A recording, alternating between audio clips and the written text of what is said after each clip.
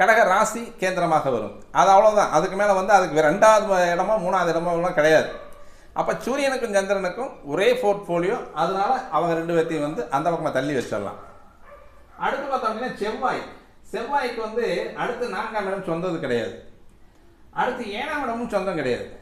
செவ்வாய்க்கு அடுத்து ஆட்சி வீடுன்றது வந்து 8ஆம் இடம். அப்போ இது வந்து கேந்திரத்துக்கு வராது. அப்போ அந்த செவ்வாய் வந்து கேந்திராதிபத்தியத்திலிருந்து விலக்கப்பட வேண்டிய ஒரு கிரகம். சூரியன், சந்திரன், செவ்வாய். அப்போ இந்த 3 கிரகங்களுமே கேந்திராதிபத்தியத்துக்கு வராது.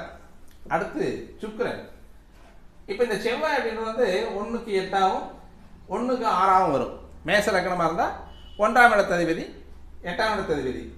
விருச்சிக லக்னமாக இருந்ததுன்னா 1ஆம் இடத்ததிபதி 6ஆம் இடத்ததிபதி. இதே தான் சுக்கிரனுக்கு.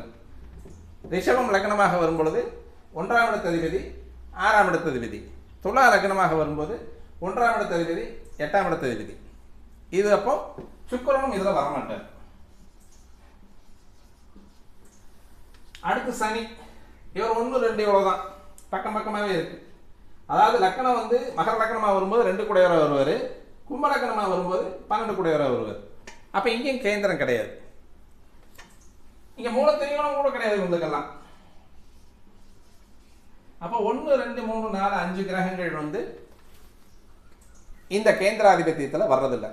அப்போ இந்த சந்தேகம் வந்து உங்களுக்கு முழுமையாக முடிஞ்சு வச்சா. அடுத்து இன்னொன்று பார்த்தோம் அப்படின்னா குரு. இவர் வந்து 1க்கும் 10க்கும் மீன லக்னமாக இருக்கும் பொழுது லக்னாதிபதியாகவும்,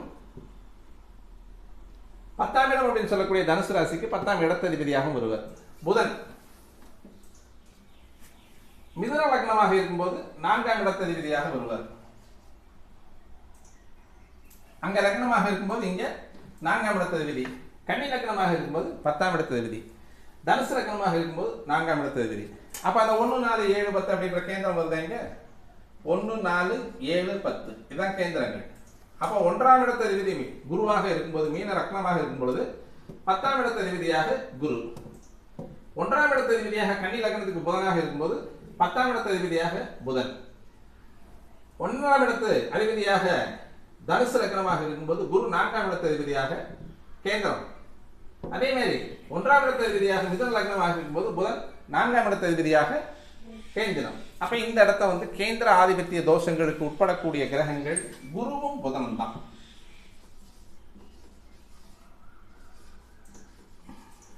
இதுல வந்து எந்த குழப்பமும் இல்லை உங்களுக்கு, இல்லையா?